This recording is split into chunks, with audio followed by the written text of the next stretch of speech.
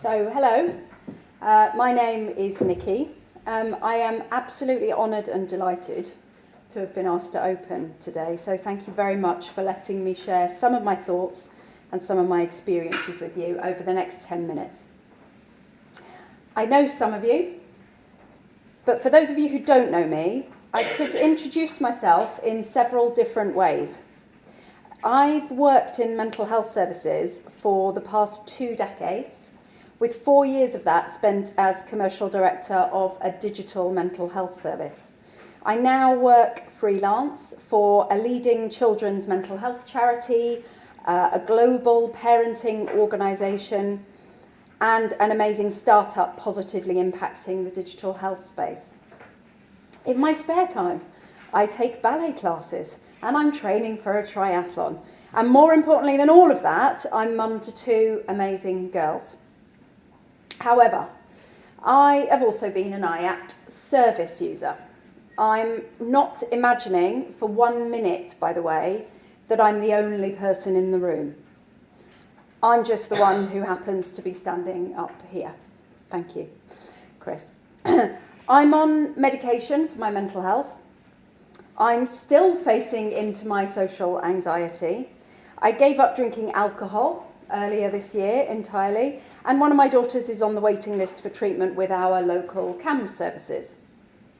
So why do I tell you all of that stuff about me? Well, IAPT is such an intensely data-rich area of mental health, like no other, in fact. And that's brilliant. We know how many people are coming to our services, we know how long they wait, we know how ill they are and whether they get better or not. As much as I love data, however, I do worry a little that all those wonderful numbers have the potential to distract us from the real people and their lives that sit behind the numbers. So by sharing a little about my personal experience of IAPT, I hope that it helps give a little insight into the person behind my IAPT numbers, how I felt and how I experienced the service.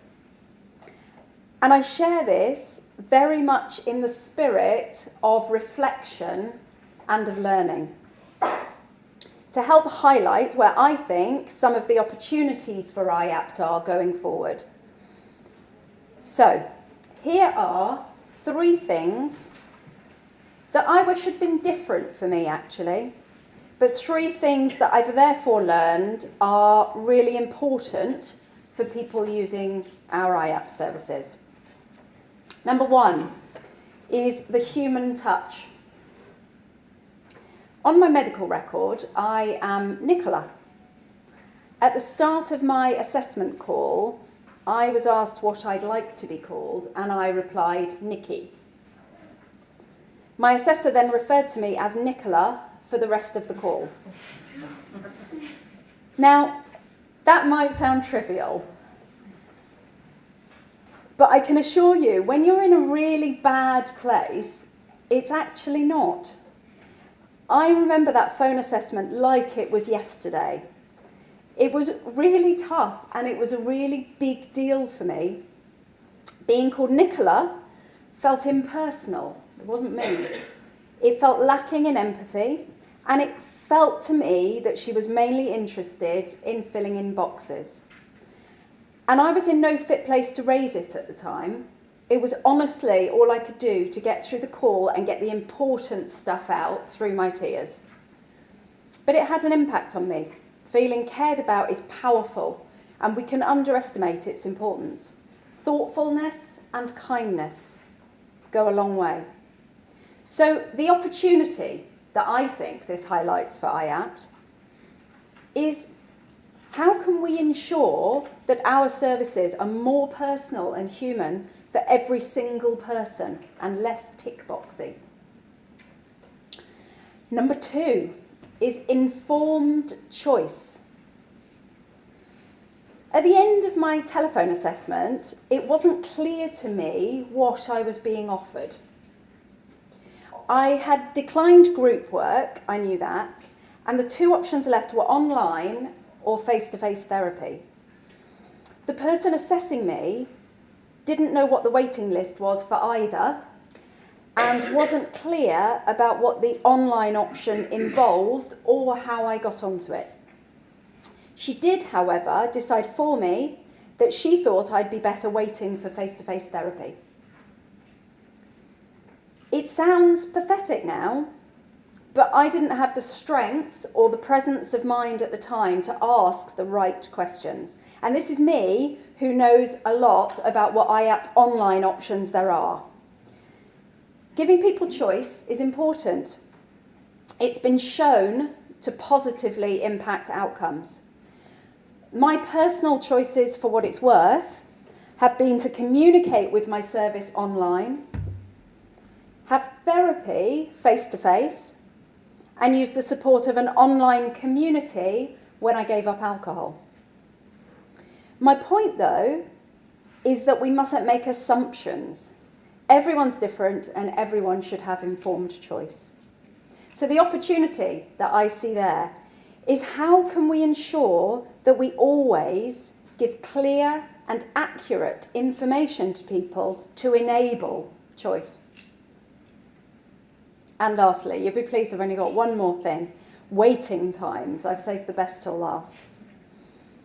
I wasn't told how long the wait for one-to-one CBT would be, or what I could do for myself in the meantime. I was just told that my scores were quite high and that she would call me back to see how I was doing the following week.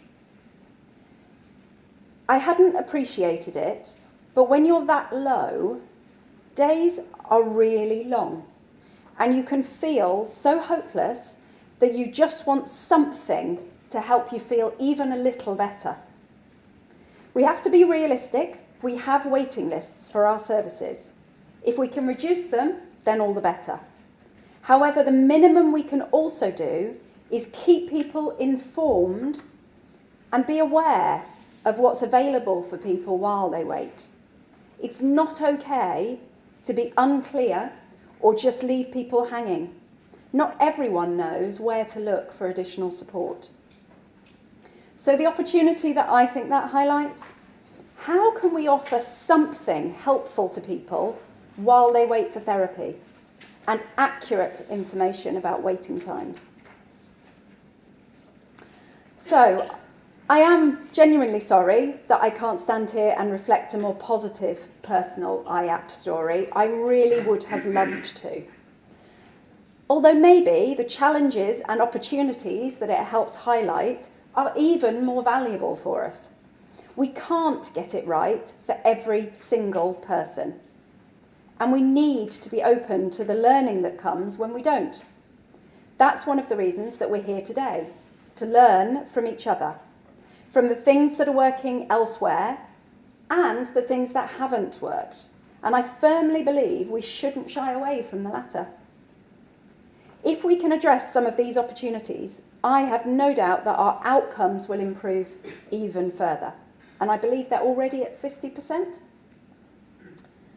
There is such an amazing breadth of experience in the room, not just from the speakers. So let's share our ideas today on how we can reduce our waiting lists a little further, how we can open up access to people we're not currently reaching, how we can be really clear to people about what their choices are.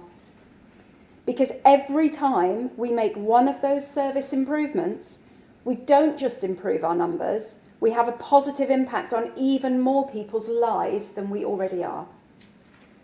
Now, I'm pleased to say the outcomes for me personally over the past year have been really positive. My GP was amazing, I have wonderful support at home and from friends, and I found a private CBT therapist. I knew what to look for, and I could afford to pay for therapy, and I feel so very lucky and very grateful. Today, I'm a totally different person than I was a year ago, and I've learned so much. And let's remember, there are hundreds of thousands of people every year whose lives are improved as a direct result of IAPT and the work of everyone in this room and your teams. We have a lot to celebrate in terms of what IAPT has achieved in the past nearly 10 years now, and much to look forward to in terms of what we're going to achieve in the next 10 years.